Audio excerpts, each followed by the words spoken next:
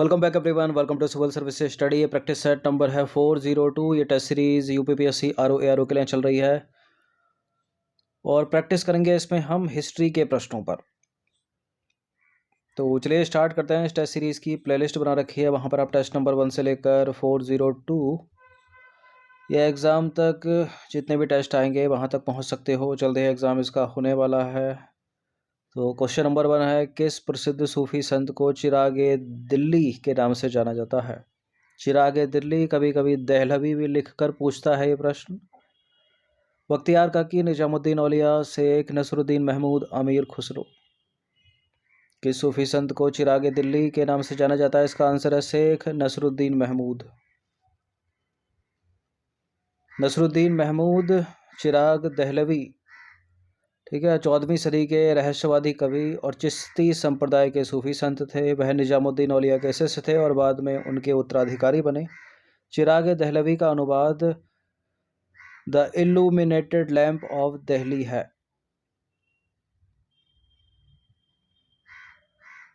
Question number 12 पर आ जाइए। परंपरा के अनुसार अलवारो नैनारों की संख्या कितनी है? 1263, 1253, 2363, 2353।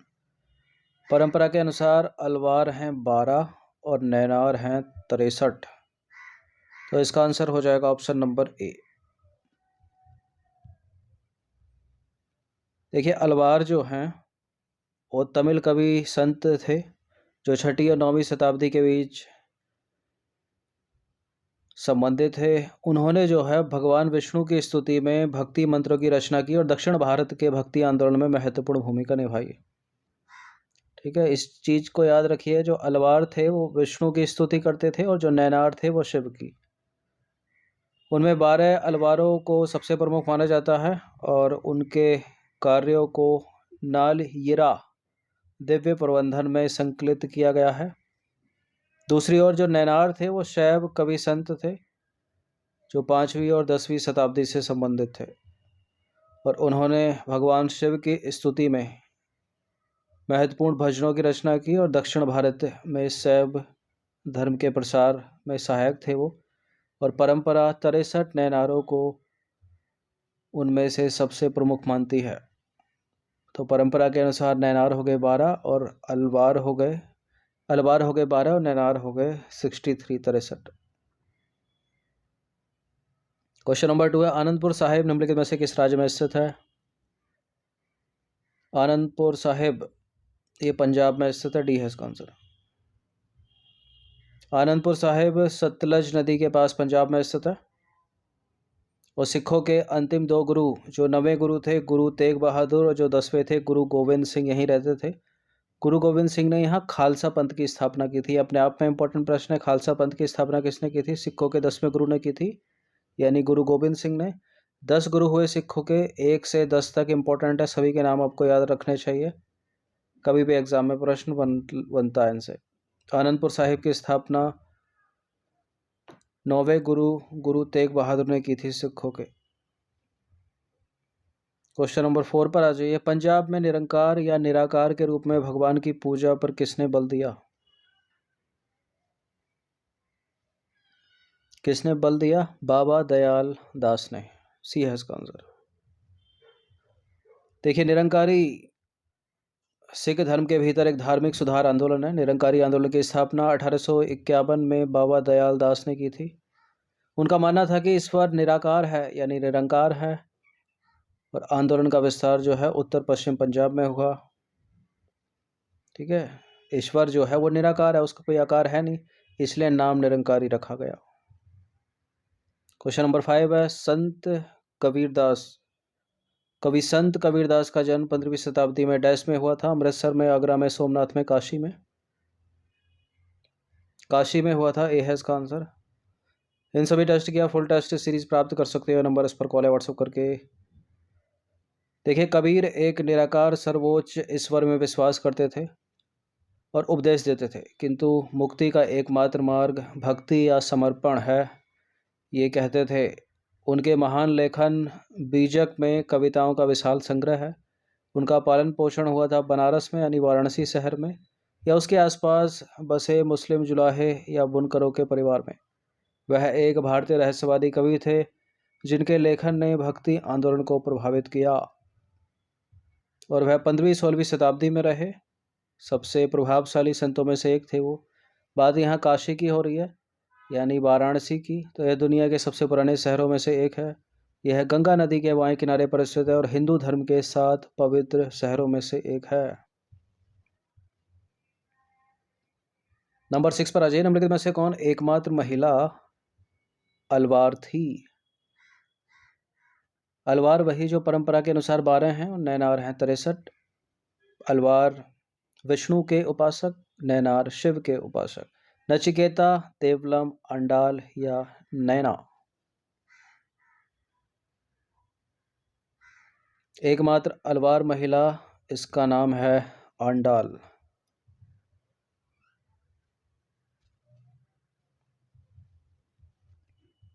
देखिए, अंडाल एक महिला अलवार भक्ति संत थी।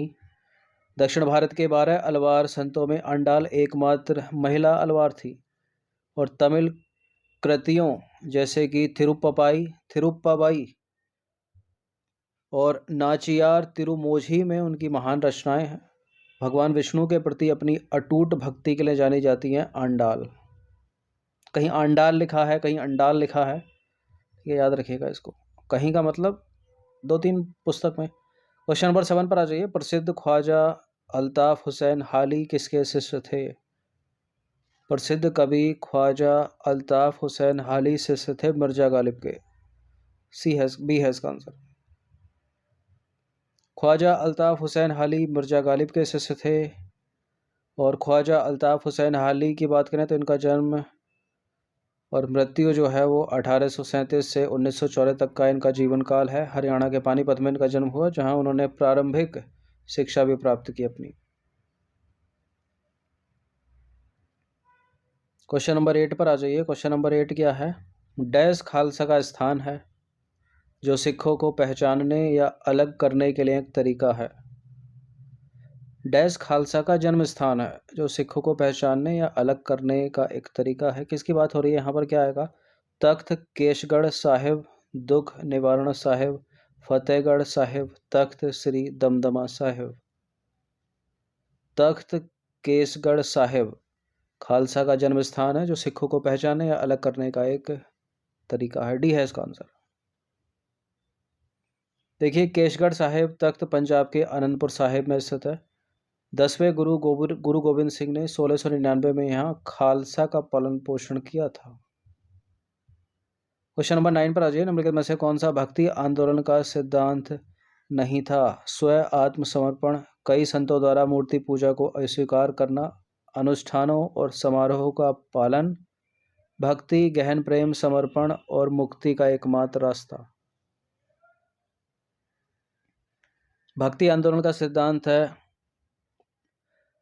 गहन प्रेम, भक्ति, गहन प्रेम और समर्पण, मुक्ति का एकमात्र रास्ता, कई संतों द्वारा मूर्ति पूजा को अस्वीकार करना, स्व आत्मसमर्पण भी है। इसमें नहीं है तो अनुष्ठानों और समारोह का पालन। बी है इसका आंसर। तो अनुष्ठानों और समारोह का पालन भक्ति आंदोलन का प्राथमिक सिद्धांत नहीं माना जाता। यह आंदोलन बाहरी अनुष्ठान और समारोह के बजाय व्यक्तिगत भक्ति, प्रेम और आंतरिक आध्यात्मिक अनुभव पर अधिक केंद्रित था। क्वेश्चन नंबर 10 पर आ जाइए। किस सिख गुरु ने आनंद कारज की शुरुआत की जो एक विशेष प्रकार का विवाह समारोह था? किसने की थी? गुरु अमरदास ने। बी है इसका आंसर।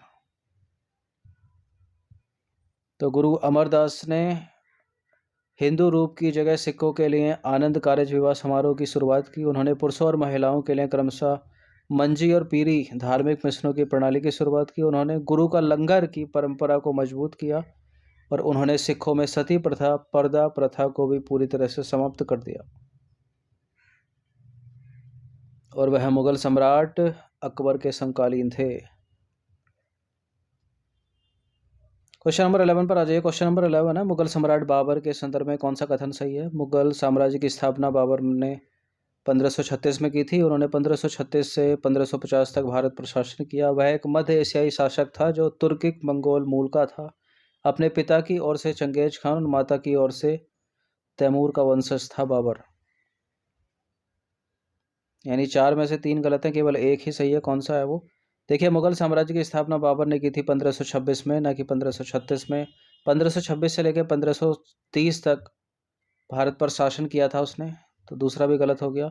वह मध्य एशियाई शासक था जो तुर्किक मंगोल मूल का था, ये ठीक है। यहाँ पर अपने पिता की ओर से था वो तैमूर का वंशज, और माता की ओर से था वो चंगेज का वंशज, चंगेज खान का वंशज। तो उल्टा पुल्टा लिखा है, यहाँ का यहाँ होना चाहिए, यहाँ का यहाँ, इसलिए गलत है ये भी।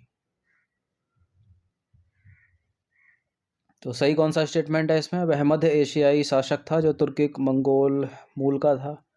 बाकी 1526 में फर्स्ट बैटल ऑफ पानीपत हुआ, उसी में उसने वो युद्ध को जीता और भारत में मुगल साम्राज्य की स्थापना की। 1526 से लेकर 1530 तक उसका जीवन काल,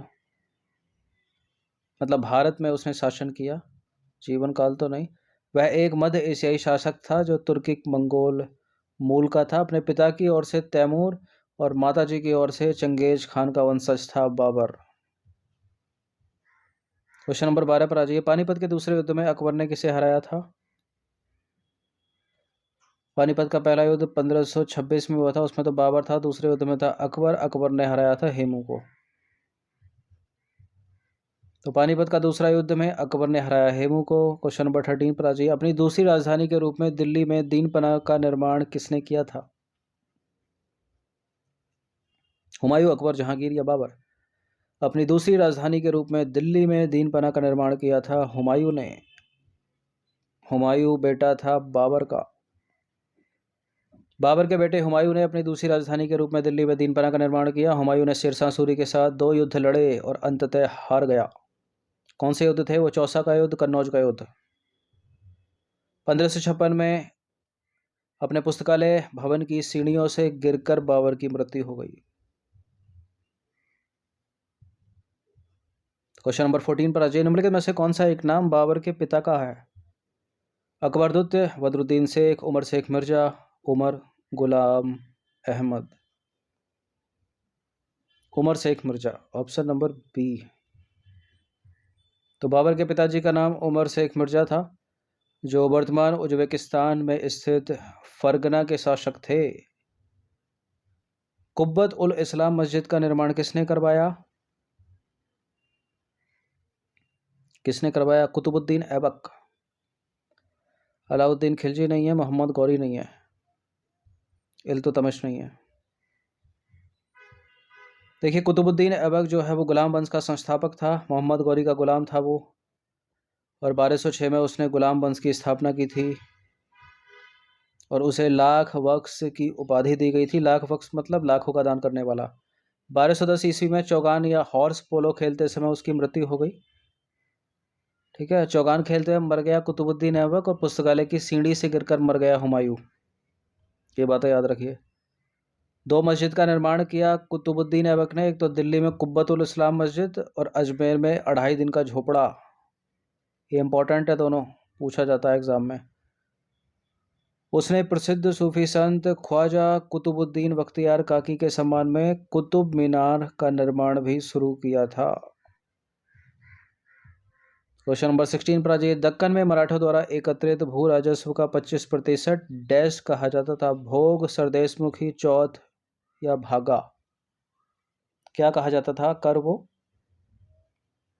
मराठों द्वारा एकत्रित किया जाने वाला भू राजस्व का 25%, यानी 1/4 हो गया, चौथ कहा जाता था। सी है इसका आंसर। तो चौथ भारतीय उपमहाद्वीप में मराठा साम्राज्य द्वारा लगाया गया एक नियमित कर था, और चौथ 18वीं शताब्दी की शुरुआत से लगाया गया था। चौथ एक वार्षिक कर था जो राजस्व या उपज पर नाममात्र 25% लगाया जाता था। चौथ उन भूमियों पर लगाया जाता था जो नाममात्र मुगल शासन के अधीन थी। चौथ का अर्थ संस्कृत में कितना है? 1/4। सरदेशमुखी की बात करें, सरदेशमुखी चौथ के ऊपर 10% अतिरिक्त कर था। इसकी शुरुआत रामनगर के कोली महाराज सोमसाई ने की थी और यह राजा का सम्मान था।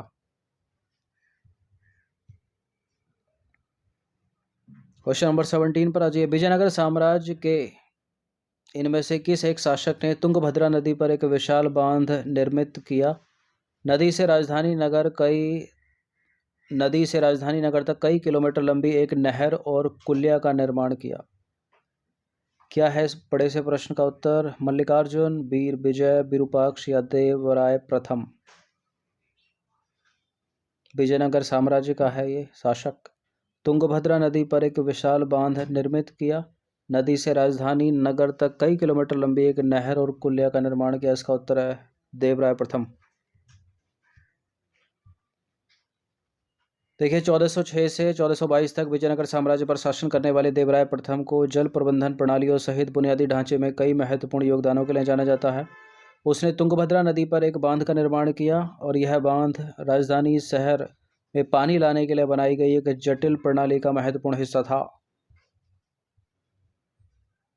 क्वेश्चन नंबर 18 पर आ जाइए। निम्नलिखित में से कौन से कथन बाबर के बारे में सही हैं? यहाँ चार कथन हैं।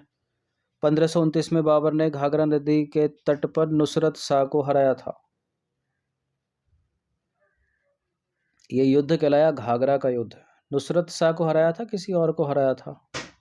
तुजु के बाबरी तुर्की में बाबर की आत्मकथा है। 1530 में काबुल में उसकी मृत्यु हो गई। बाबर का मूल नाम जहीरुद्दीन मोहम्मद था। जहीरुद्दीन मोहम्मद बाबर और जलालुद्दीन मोहम्मद अकबर। तो ये तो ठीक है, डी वाला स्टेटमेंट। घाघरा का युद्ध हुआ 1529 में। 30 में बाबर मर गया। नुसरत शाह को हराया था, ठीक है ये भी। तुजु के बाबरी, बाबर की आत्मकथा, ये भी ठीक है।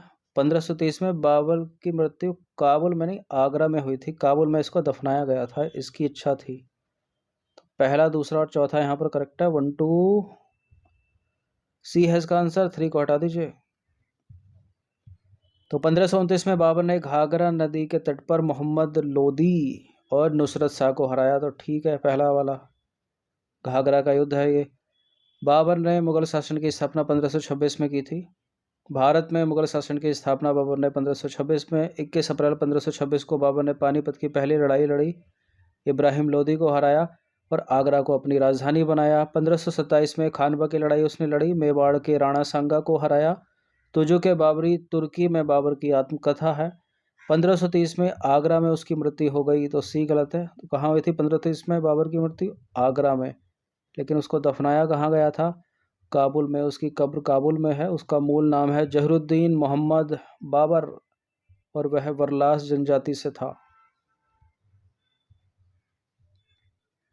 क्वेश्चन नंबर 19 पर आ जाइए। क्वेश्चन नंबर 19 है, निम्नलिखित में से कौन से कार्य इल्तुतमिश के द्वारा किए गए? चांदी का टका और तांबे का जीतल सिक्का उसने चलाया। भारत में शुद्ध अरबी सिक्का चलाया उसने। कुतुब मीनार की नींव रखी उसने। पहला भी सही है, दूसरा भी सही है।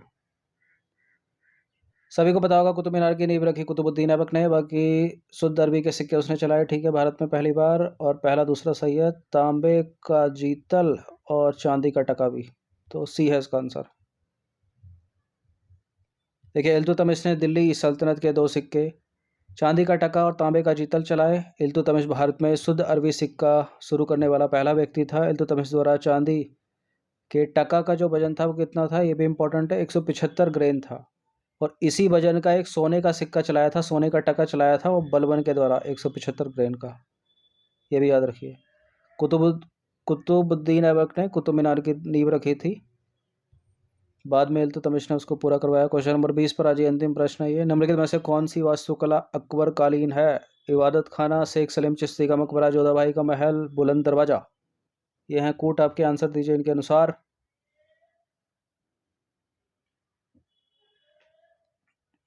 इबादत खाने का निर्माण अकबर ने करवाया। क्या था इबादत खाना? विभिन्न धर्मों के लोग बैठकर यहाँ पर आकर वाद विवाद किया करते थे। यूपीएससी का भी फेवरेट है, 2 बार प्रश्न बना पिछले 10 वर्षों में इबादत खाने से। बुलंद दरवाजा ठीक है। शेख सलीम चिश्ती का मकबरा भी अकबर ने ही, जोधाबाई का महल भी अकबर ने ही। सारे के सारे हो गए। तो 1 2 3 4 डी है इसका आंसर, उपरोक्त सभी। तो अकबर कालीन वास्तुकला कौन कौन सी हैं? बुलंद दरवाजा, पंचमहल, शेख सलीम चिश्ती का मकबरा, जोधाबाई का महल, इबादत खाने का निर्माण, 25सी आंगन और हिरन मीनार भी। ये सब याद रखिए। तो 20 प्रश्न थे, इनकी प्रैक्टिस आप कर सकते हो। और इस तरह के प्रश्न आरओ एआरओ की परीक्षा में और यूपी पीसीएस में भी पूछे जाते हैं। धन्यवाद।